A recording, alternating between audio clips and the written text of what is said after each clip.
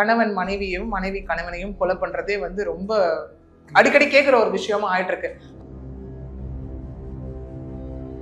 இந்த ரெண்டு விஷயத்தையும் நோட்டீஸ் பண்ணிட்டு இந்த மாதிரி ஒரு விஷயம் இருக்கு, எங்களுக்கு இந்த மரணத்துல ஏதோ சந்தேகம் இருக்கு அப்படின்னு சொல்லி அவங்க கூப்பிட்டுட்டு அவங்க வந்து இன்ஃபார்ம் பண்றாங்க. இன்னொன்று அவங்க தான் அழுது கத்தி கதறி அதெல்லாம் பண்ணியிருக்காங்க. போஸ்ட்மார்ட்டம் ரிப்போர்ட்ல தான் வந்துட்டு அங்க அதுக்கப்புறம் பாத்தீங்கன்னா வச்சு அடுத்த கட்டம் நோக்கி இது போயிருக்கு. போஸ்ட்மார்ட்டம் ரிப்போர்ட் என்ன சொல்லுவீங்க அப்படின்னா, அவர் மூச்சு திணறி விலா எலும்பு உடைக்கப்பட்டு உடைந்துதான் அவர் இறந்திருக்கான்னு அந்த இடத்துல சொல்லுவாங்க. கொலை முழுக்க முழுக்க ஒரு எக்ஸ்ட்ரா மேரிட்டல் அஃபேருக்காக நிகழ்த்தப்பட்ட ஒரு கொலை அப்படின்னு சொல்லி இங்க எல்லாமே இருக்கும். அவங்களுக்குள்ள வந்து பணம் இருக்கும், இது இருக்கும், ஈவன் செக்ஷுவல் இன்டிமசி இருக்கும், எல்லாமே இருக்கும். இருந்தாலும் பெஸ்ட் அப்படிங்கிற ஒரு விஷயம் இருக்கு இல்லையா, அது அந்த பாயிண்ட் ஆஃப் அட்ராக்ஷனை கொடுத்துரும். சம்பவம் நடக்கிறதுக்கு முந்தின நாள் இரவு என்ன இருக்கு அப்படின்னா, பிரியாணி சமைச்சிருக்காங்க. பிரியாணில 20 தூக்க மாத்திரை போட்டிருக்காங்க. 20 தூக்க மாத்திரை போட்டு அவர் நைட்ல ஆழ்ந்த தூக்க நிலையில இருக்கும் போது ஒரு 11:30 மணி போல இந்த எக்ஸ்ட்ரா மேரிட்டல் அஃபேர் இருக்கு இல்லையா, அந்த பர்சன் கோபிக்கு கால் பண்ணி வர வச்சிருக்காங்க. அது என்ன சைக்கலாஜிக்கல் ட்ராமாவா இருந்தாலும், ஆண்களாக இருந்தாலும் சரி பெண்களாக இருந்தாலும் சரி, உயிரை எடுப்பதற்கு யாருக்கும் எந்த விதத்திலையும் அதிகாரம் கிடையாது.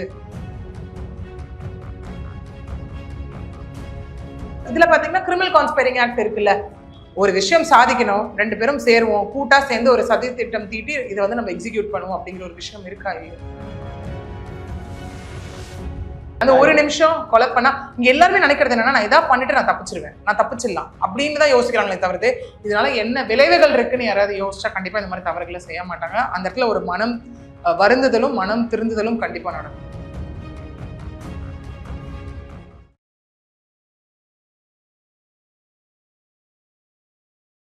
உலக தமிழர்களுக்கு வணக்கம். இது கிங் டிவி. இன்றைய நிகழ்வில் நம்மோடு வழக்கறிஞரும் சமூக செயற்பாட்டாளருமான திருமதி பிரியதர்ஷினி அவர்கள் நிகழ்வு நினைக்கிறார்கள். மேம் வணக்கம். வணக்கம் சார். தொடர்ந்து சமூகத்தில் நிகழக்கூடிய பல குற்றங்களும் அந்த குற்றம் நிகழ்த்தப்பட்டதற்கான காரணமும் நம்ம பல நேரங்களில் பேசியிருக்கோம். அந்த காரணங்கள் நம்மளாலேயே பல இடங்கள்ல ஜீரணிக்க முடியாத காரணமாக இருக்கும். இப்படியெல்லாம் ஒரு கொலை செய்ய முடியுமா, இந்த காரணத்துக்காக இந்த கொலையை நிகழ்த்த முடியுமா அப்படின்னு ஒருபோதும் கொலை நிகழக்கூடாது. ஆனால் சொல்லப்படுகிற காரணம் ரொம்ப ஆச்சரியமா இருக்கும். அந்த வகையில் இந்த விஜயவாடாவில் நடந்த இந்த குற்றம், அது தொடர்பான குற்ற பின்னணி, குடும்ப பின்னணி, கொலையாக மாறுற அந்த டேர்னிங் பாயிண்ட் எங்க நடந்திருக்கு? எஸ், அகைன் இந்த கேஸ் பொறுத்த வரைக்கும் இது திரும்ப எப்படி வந்து இது அட்ரஸ் பண்ணப்படுது அப்படின்னு பாத்தீங்கன்னா, எக்ஸ்ட்ரா மேரிட்டல் அஃபேருக்காக நிகழ்ந்த ஒரு கொலை அப்படின்னு தான் வந்துட்டு இது திரும்ப திரும்ப வந்துட்டு அடையாளப்படுத்தப்படுற ஒரு விஷயமாவே இருக்கு இந்த இடத்துல. ஓகே, அப்படி என்னதான் நடந்தது இதுல, ஏன் வந்து அதுவும் இப்ப நம்ம கேட்டிருக்கோம் இந்த மாதிரி ஒருத்தவங்க வந்து கொலை செய்யப்பட்டாங்க அப்படி இப்படின்னு. யாரு கொலையாளின்னு பார்த்தா, ஒண்ணு வந்துட்டு ஏதாவது ஃப்ரெண்ட்ஸ்குள்ள இருக்கலாம், இல்ல வந்து யாராவது விரோதிகள் இருக்கலாம், இல்ல அவங்களுக்குள்ள ஏதாவது பகை இருந்திருக்கலாம், அந்த மாதிரியான விஷயங்கள் இருக்கும். இப்ப ரீசன்ட் டைம்ல பார்த்தோம்னா இந்த மாதிரி இதுல கணவன் மனைவியும் மனைவி கணவனையும் கொலை பண்றதே வந்து ரொம்ப அடிக்கடி கேட்குற ஒரு விஷயமா ஆயிட்டு இருக்கு.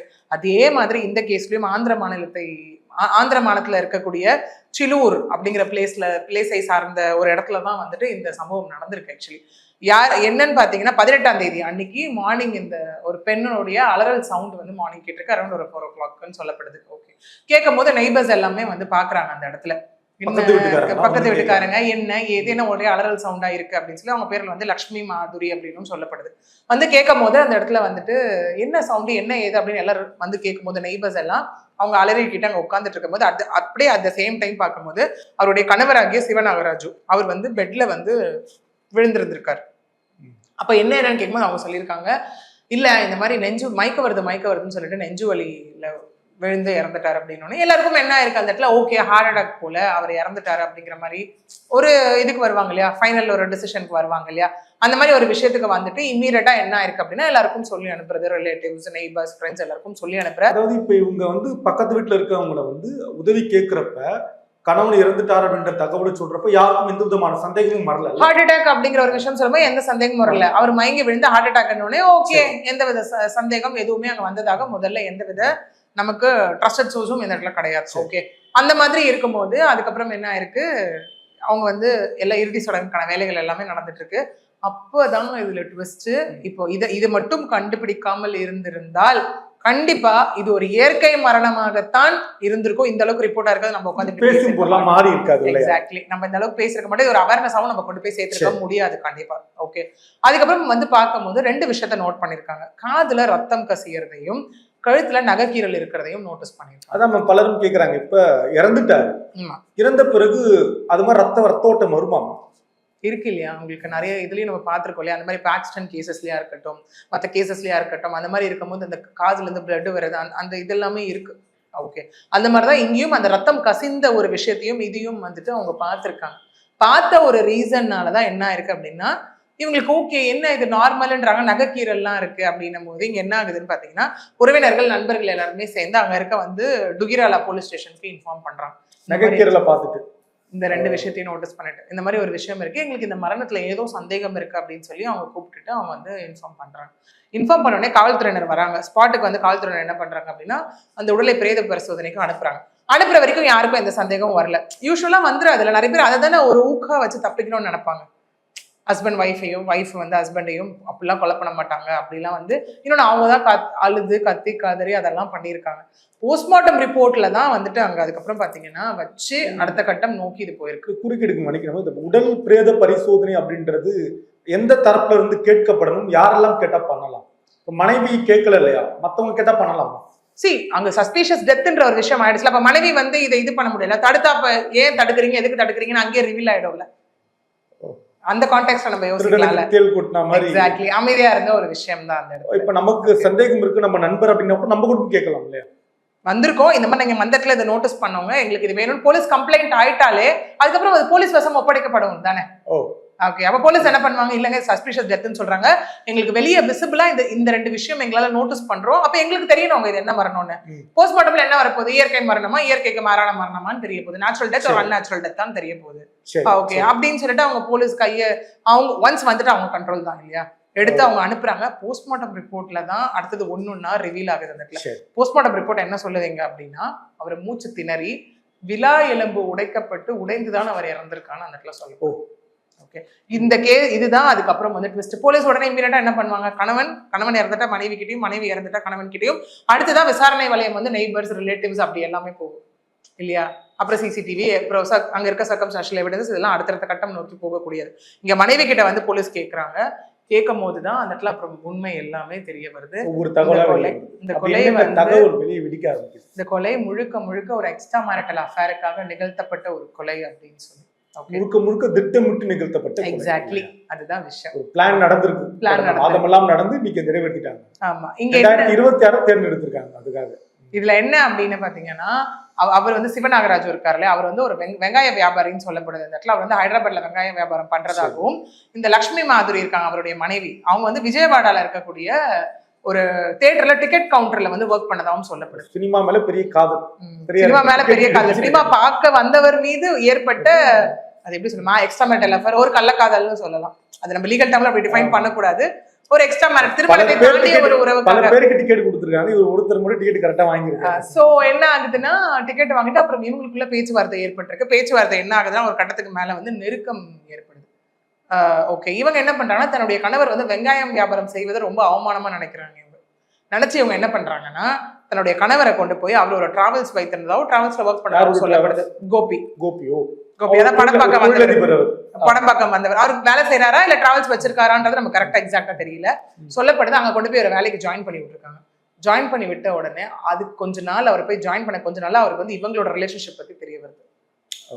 தெரிய வந்து இவர் அதுக்கப்புறம் கூப்பிட்டு குழந்தைங்க 2 ஆண் குழந்தைகள் வர. நான் மறுபடியும் புரிதலுக்காக கேட்கிறேன். நம்ம பல இடங்கள்ல இதை பேசியிருக்கும்.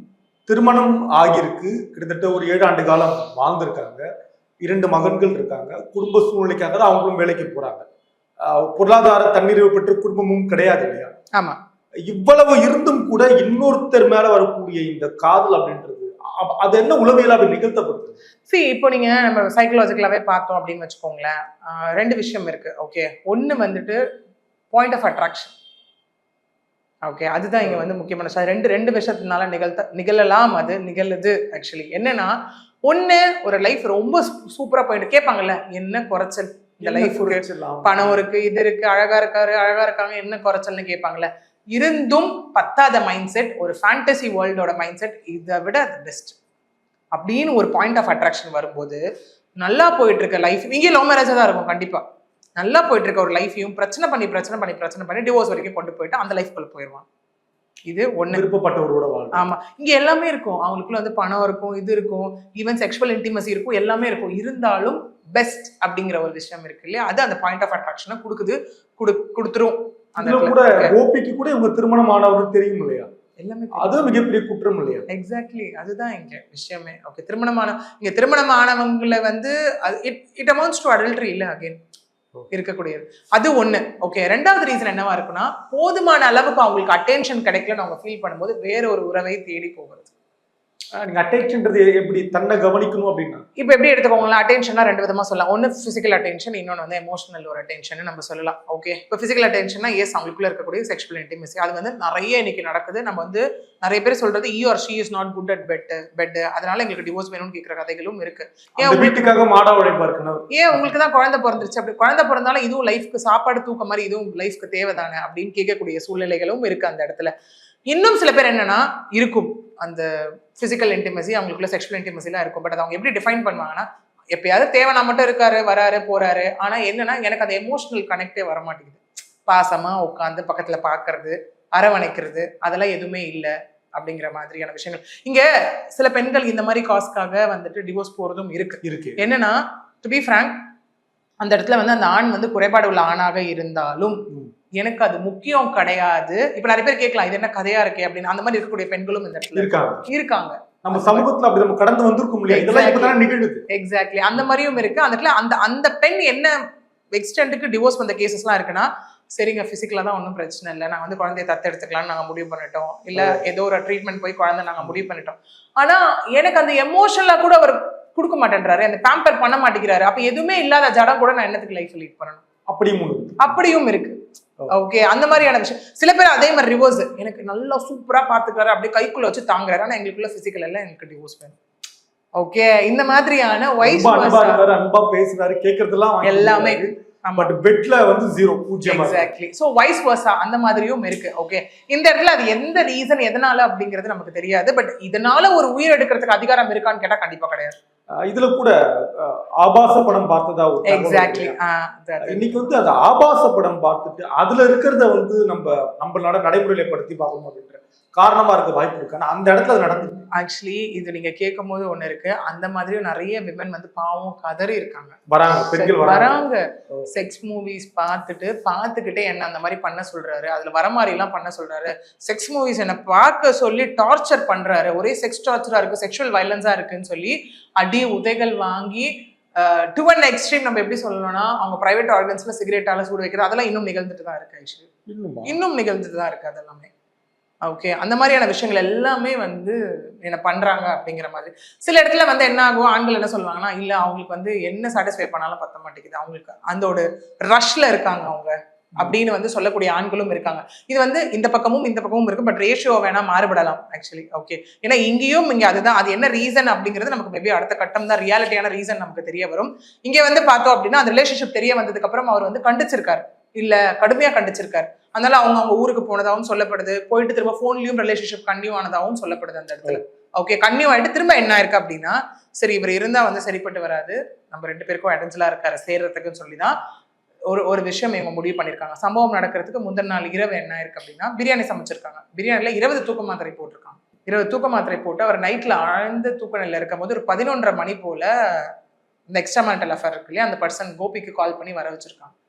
வர வச்சு மேலே ஏறி, ஐ மீன் நெஞ்சு மேலே ஏறி உட்காந்து போட்டு அடிச்சதாகவும் மிதிச்சதாகவும் சொல்லப்படுது. தலையணையை வைத்து வந்து லைக் முகத்துல வச்சு அமுத்தினதாகவும் சொல்லப்படுது. அதனாலதான் இந்த மூச்சு திணறலும் விழா எலும்பு உடைந்தது அது எல்லாமே. ஸோ இதெல்லாம் முடிஞ்சது, அவர் இறந்துட்டாரு, அவங்க வந்து கிளம்பி போயிட்டாங்க அப்படின்னும் அந்த பர்சன் கூப்பி. இவங்க அதுக்கப்புறம் விடிய உட்காந்து செக்ஸ் மூவிஸ் பார்த்துருக்காங்க. பார்த்துட்டு 4 மணிக்கு தான் அவங்க இந்த விஷயத்த வந்துட்டு பண்ணியிருக்காங்க.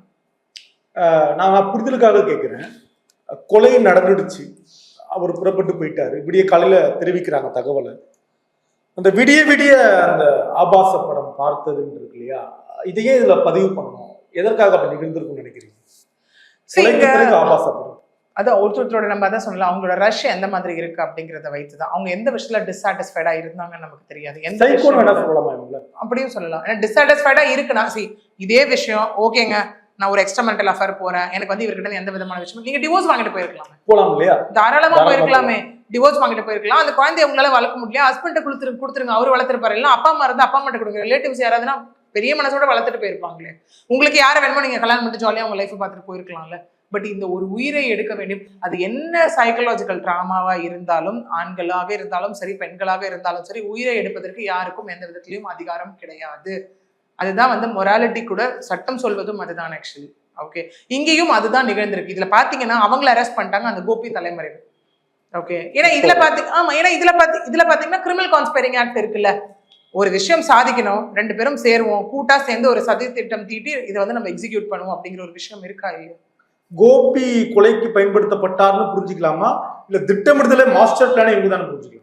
இது வரைக்கும் இருவரும் சேர்ந்து கொலை செய்ததாக தான் இருக்கு. பட் யார் அந்த இனிஷியேட் பண்ண பாயிண்ட் அப்படிங்கிறது எல்லாமே நமக்கு ஃபர்தர் என்கொயரியில தான் நமக்கு தெரிய வரும். ஓகே, ஏன்னா இதே நம்ம ஐ திங்க் மறந்துருக்க மாட்டோம்னு நினைக்கிறேன். நம்மளும் அதை பத்தி பேசியிருக்கோம்னு நினைக்கிறேன். நான் ரொம்ப அப்படியே ஃபியூ மந்த்ஸ் முன்னாடி போனோம் அப்படின்னா, இதே ஐ திங்க் நீல்கிரீஸ்ல நடந்த ஒரு விஷயம். எப்ப பார்த்தாலும் நீ என்ன போனை வச்சிருக்கேன்னு கேட்ட ஹஸ்பண்ட் முகத்துல திண்ணர் ஊத்தி கொளுத்துனது. அப்ப என்னாச்சு, அந்த இடத்துல ஹஸ்பண்ட் என்ன கேள்வி கேட்க கூடாது, ஹஸ்பண்ட் வந்துட்டு எனக்கு இடத்துல இருக்கானும் போது அந்த ஒரு ஸ்பார்க்ல என்ன பண்ணிட்டாங்க, திண்ணர் ஊத்தி கொளுத்தி மொத்தமா எரிஞ்சிட்டாருல. அவரு எரிஞ்சு இறந்தே போயிட்டாரு அவரு. இதே பேரல்ல வந்துட்டு ப்ரீ மேரிட்டல் அஃபேர், எனக்கு முன்னாடி ஸ்கூல்ல படிச்ச பையன் பழக்கம், அவன் கூட வாழணுன்றதுக்காக அவனை கூப்பிட்டு ஊருக்கு போய் கடைசியா அந்த குழந்தை தானே அதுல சாட்சி சொல்லிச்சு அப்பா அதுக்குள்ள இருக்காருன்னு. சோ இந்த மாதிரியான நிறைய கேசஸ் வந்து இருக்கு. இதை விட எக்ஸ்ட்ரீம் என்ன ஆகுனா, சந்தேகப்பட்டு கொலை பண்ற கேசஸும் இருக்கு. இன்செக்யூரிட்டி, வைஃப் இருப்பாங்க, ஹஸ்பண்ட் எங்கேயும் வெளியூர்ல ஒர்க் பண்ணுவார், அந்த வைஃப் ரொம்ப நேர்மையா குழந்தைகளை பார்த்துட்டு தான் வாழ்க்கையை நடத்திட்டு இருந்திருப்பாங்க. வந்து நீ அவன் கூட பேசுற, இவன் கூட பேசுற, அவங்க இன்செக்யூரிட்டி, நம்ம ஒய்ஃபை விட்டு தள்ளி இருக்குமே, அவ யார் கூட பேசி போயிருவாளான்னு சொல்லி, அப்ப நம்ம போயிட்டா அவ இதெல்லாம் பண்ணிட்டோம்னா அவரை மொத்தமா கொலை பண்ணி டிராமா ஆடின கேசஸும் நம்ம பேசியிருக்கோம் இல்லையா? ஸோ இந்த மாதிரி நம்ம இதுதான் ஃபிக்ஸடா சொல்ல முடியாது. இந்த மாதிரியான சம்பவங்கள் நம்ம தொடர்ந்து பார்க்கிறோம், நம்ம பேசணும் இல்லையா? நம்ம பேசுறது என்ன நோக்கத்துக்காக நம்ம பேசணும், பல ஆடியன்ஸும் கேட்கறது கீழே கமெண்ட்ல போட்டுட்டே இருக்கு. எக்ஸாக்ட்லி, நம்ம பேசுறதுக்கு என்ன மேம் காரணம், நீங்களே சொல்லுங்க. அதை நான் கமெண்ட்ஸும் நிறைய பாக்குறேன். வேற வேலை இல்லையா, ட்ரெண்டிங்கா ஏதோ ஒரு விஷயம் வந்து எடுத்துட்டு வந்துடுறீங்க நீங்க ஃபேமஸ் ஆகிறதுக்கு, அந்த மாதிரியான விஷயங்கள் எல்லாமே. இதை விட்டு நாட்டுல பல வேலைகள் இருக்கு அப்படிங்கிற மாதிரி எல்லாமே இருக்கு. இந்த மாதிரி இன்னைக்கு திரும்ப சொல்லணும் அப்படின்னா, மற்ற கிரைம்ஸ்க்கு நிகராக இந்த husband and wife matrimonial dispute, அதனால ஏற்படுகிற கொலைகளோ அதனால ஏற்படுகின்ற தற்கொலைகளோ அதிகரிச்சுட்டு தான் இருக்கு. ஓகே, இதே சமயத்துல இந்த கேஸே ரெஜிஸ்டர் ஆன சமயத்துல கேரளா ஒரு கேஸ் ரெஜிஸ்டர் ஆச்சா இல்லையா? கள்ளக்காதலுக்காக தன்னுடைய 1.5 வயது ஆண் பிள்ளையை கொலை பண்ணது, அதுவும் நடந்திருக்கு இல்லையா? அதுவும் என்ன, 1.5 வயது ஆண் பிள்ளைய அந்த பீச் பக்கத்துல இருக்க கல் சுவர்ல 2 வாட்டி அடிச்சு சாகலன்னும் போது கடல்ல தூக்கி போட்டு கொலை பண்ண ஒரு விஷயம். அந்த பழியை ஹஸ்பண்ட் மேலேயும் போட்டுடலான்னு அவங்க முயற்சி பண்ணியிருக்காங்க. ஓகே, ஏன்னா நான் ஓகே டிவோர்ஸ் வாங்கிட்டு போயிடுவேன், இந்த குழந்தை இருக்கிறதுனால தான் அவன் என்ன கல்யாணம் பண்ணிப்பானோ மாட்டானோ, அதனால குழந்தையே நம்ம வந்துட்டு இல்லாம பண்ணிட்டா ஹஸ்பண்ட் மேலேயும் பழியை போட்டு நம்ம ஜாலியா லைஃப்பை லீட் பண்ணலாம். கடைசியில் அந்த உறவுல வந்து தன்னுடைய கணவருடைய நண்பரே. ஓகே, ஸோ இந்த மாதிரி நடக்கும்போது இதுல நம்ம பேசுற விஷயம் என்ன அப்படின்னா, again at the end of the day நம்ம எல்லாமே ஒரு விஷயத்த முன்னெடுத்துட்டு போறது அந்த ஒரு அவேர்னஸ்க்காக தான். கண்டிப்பா இவங்களும் இப்ப தப்பு பண்ணியிருக்காங்க, இவங்களுக்கும் இங்க ஏதோ பனிஷ்மெண்ட், மர்டர் இருக்கு, கிரிமினல் கான்ஸ்பரசி இருக்கு, பாய்சன் கொடுத்ததுக்கான விஷயம் இருக்கு, இதுக்கெல்லாம் உங்களுக்கு ஒரு ஜட்மெண்ட், இதுக்கெல்லாம் உங்களுக்கு பனிஷ்மெண்ட் கிடைக்க தான் போகுது. பட் இதனால திரும்ப குற்றங்கள் நடக்காம இருக்குமான்னு கேட்டா, நடக்காம இருக்கான்னு கேட்டா கண்டிப்பா கிடையாது. இது ஏன் திரும்ப இவ்வளவு பேசுறோம்னா, பார்த்து திருந்தணும் அப்படிங்கிறதுக்காக தான். ஓகே, ஏன்னா நிறைய பேரே சொல்றாங்க ஒரு மூவியை பார்த்து தான் நான் எப்படி கொலை பண்ணணும்னு கத்துக்கிட்டேன். ஸ்டில் அந்த pressure cooker case is a mystery இல்லையா? அது வந்துட்டு ஏதாவது வேணுங்க எங்களுக்கு எவிடன்ஸ் கண்டுபிடிக்க அப்படின்றாங்க. இல்லைங்க மொத்தமா நான் சாம்பல் ஆக்கிட்டேன், அப்ப எலும்பு எங்க போச்சுன்ற மாதிரியான ஸ்டில் அந்த விஷயம் ரொம்ப கான்ட்ரவர்சியா வந்து நம்மளுமே பேசணும் இல்லையா? ஸோ அப்படி இருக்கும் போது இதெல்லாம் தயவு செஞ்சு பண்ணாதீங்க. பிடிக்கலையா தயவு செஞ்சு ஒதுங்கிடுங்க. அதுக்கு நமக்கு லால ப்ரொவிஷன்ஸ் இருக்கு, ஆப்ஷன்ஸ் இருக்கு. குழந்தைய உங்களால பாத்துக்க முடியலையா, குழந்தைய ஹஸ்பண்டை கொலை பண்றதோ, ஒய்ஃபை கொலை பண்றதோ, குழந்தைகளை இடைஞ்சலா நினைச்சு கொலை பண்றதோ கிடையாது. உங்களால முடியலையா, ஹஸ்பண்ட் ஒய்ஃப் கிட்டே, ஒய்ஃப் ஹஸ்பண்ட் கிட்டே கொடுத்துருங்க, இல்ல ரிலேட்டிவ் கிட்ட கொடுத்துருங்க, இல்லைன்னா ஆசிரமம் இருக்கு, சைல்டு ஹோம் இருக்கு, அட்லீஸ்ட் அந்த குழந்தை உயிரோடவாது அங்க வளரும்ல, அந்த விஷயத்த பண்ணலாம்ல. ஸோ பிடிக்கலன்னா ஆஸ் பர் உங்களுக்கு என்னவோ டிவோர்ஸ்ன்ற ஒரு ஆப்ஷன் இருக்கு, அதுக்கு நீங்க போராடி இல்ல வாழணும்னு திருந்தி வாழ்றீங்களா, அது அடுத்த ஆப்ஷன். ஓகே, பட் கொலை அப்படிங்கிறது இதற்கான தீர்வு கிடையவே கிடையாது. நாளைக்கு ஒன்றும் இல்லை, யோசிச்சு பாருங்களேன், இந்த சம்பவம் இருக்கு, இது அந்த 2 ஆண் குழந்தைங்க மனசை எவ்வளவு பாதிக்கும், அடுத்து அவங்க என்னவா இருப்பாங்க, அவங்க நாளைக்கு ஐயோ நாளைக்கு அவங்களுக்கு பெண்கள் மேலே ஒரு வெறுப்பு வருமா வராதா? நிச்சயமா. நம்ம பார்த்துருக்கோம் நிறைய சைக்கோ இது கிரைம்ஸ்னு பார்த்துருக்கோம், சைக்கோ கில்லர்ஸ் பார்த்துருக்கோம். ஓகே, அப்போ வந்து நாளைக்கு அவங்களுக்கு அந்த குழந்தை மேலேயே வந்துட்டு ஒரு வெறுப்பு வரும் இல்லையா அந்த இடத்துல. ஓகே, இது நான் சொல்லும்போது பார்த்தேன், இதுதான் விட்னஸ்னு ஒரு மூவி பார்த்துட்டு இருந்தேன். ஆக்சுவலி இதுதான் அவங்க அம்மா வந்து அந்த இடத்துல வந்து இது செக்ஸ் ஒர்க்கராக இருப்பாங்க. அதனால அவன் ஒரு போலீஸ் போஸ்ட்டுக்கு வந்து அந்த பர்சன் அதுக்கப்புறம் இந்த மாதிரி இருக்க எல்லா கேர்ள்ஸையும் கொலை பண்ண ஆரம்பிப்பான், தடையமே இல்லாமல் கொலை பண்ண ஆரம்பிப்பான். அது எது அப்போ எது அவனை பாதிச்சிருக்கு? வாழ்க்கையில் நடந்த ஒரு பெரும் சம்பவம், துயர சம்பவம். எக்ஸாக்ட்லி, துயர சம்பவம் மிருகமா மாத்துது அடுத்து. அதேதான் இப்ப இந்த இடத்துல பெண்கள்னாலே அவங்களுக்கு வெறுப்பு வந்துடும் அந்த ஆண்களுக்கு. அப்ப அது என்னன்னா வேற மாதிரியான ஒரு சைக்காலஜி. அவங்க லைஃப் முடிஞ்சிருச்சு இல்ல, இப்போ இவங்களும் ஹஸ்பண்டோட லைஃபையும் முடிச்சுட்டாங்க, இவங்க லைஃபும் முடிஞ்சு போச்சு, அந்த பிள்ளைகளோட லைஃபும் முடிஞ்சு போச்சு இல்லையா. இந்த மாதிரி ஒரு விஷயம் தேவையா அப்படிங்கிறது தான் நம்ம யோசிச்சு பார்க்க வேண்டிய ஒரு விஷயம். தொடர்ந்து சமூக அவலங்களை பற்றி நாம் பேசுவது என்பதே ஒரு விழிப்புணர்வுக்காக தான் இல்லையா, அதுதான் பிரதான நோக்கம். அதுதான் உண்மை. இப்ப நம்ம சொல்றோம் இல்லையா, இதெல்லாம் பண்ணா உங்களுக்கு இந்த பனிஷ்மெண்ட் அப்படின்னும் போது கண்டிப்பா லா வந்து எனக்கு தெரியாதுன்னு யாருமே, ignorance of law is not an excuse, but ignorance of fact is an excuse. Law is not an excuse. நம்ம போறோம், ஒரு சிக்னல்ல நிக்கிறோம், ஐயோ எனக்கு இந்த சிக்னல் போட்டா நான் தெரியாம தாண்டிட்டேன்னு சொல்ல முடியுமா? சொல்ல முடியாது. ஒருத்தனை நான் குத்துனா செத்துருவான்னு எனக்கு தெரியாதுன்னு சொல்ல முடியுமா? சொல்ல முடியாது. அதேதான் இங்கேயும். எந்த அளவுக்கு குற்றம் செய்வதற்கு எல்லா ஒத்திகையும் தெரிந்திருக்கிறதோ அந்த அளவுக்கு சட்டமும் தெரிந்திருக்க வேண்டும். எக்ஸாக்ட்லி. அந்த ஒரு நிமிஷம் கொலை பண்ணா இங்க எல்லாருமே நினைக்கிறது என்னன்னா, நான் ஏதாவது பண்ணிட்டு நான் தப்பிச்சிருவேன், நான் தப்பிச்சிடலாம் அப்படின்னு தான் யோசிக்கிறாங்களே தவிர்த்து இதனால என்ன விளைவுகள் இருக்குன்னு யாராவது யோசிச்சா கண்டிப்பா இந்த மாதிரி தவறுகளை செய்ய மாட்டாங்க. அந்த இடத்துல ஒரு மனம் வருந்துதலும் மனம் திருந்துதலும் கண்டிப்பா நடக்கும். தொடர்ந்து பேசலாம். நன்றி.